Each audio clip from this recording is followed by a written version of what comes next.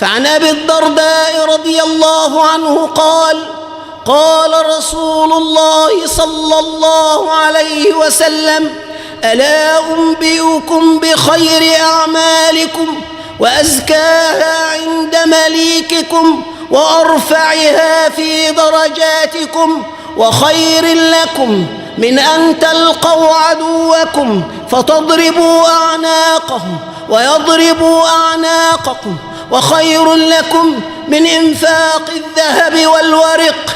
قالوا: بلى يا رسول الله. قال: ذكر الله رب العالمين. فالذاكر لربه خير من المقاتل المجاهد على حدود الأعداء يحمي ثغور البلاد. الذاكر لربه خير من الغني الذي يبذل ماله ليل نهار. ذكر الله رب العالمين شرف عظيم وفضل جزيل، من آتاه الله ذلك فقد آتاه الله ما لم يؤت أحدا من العالمين.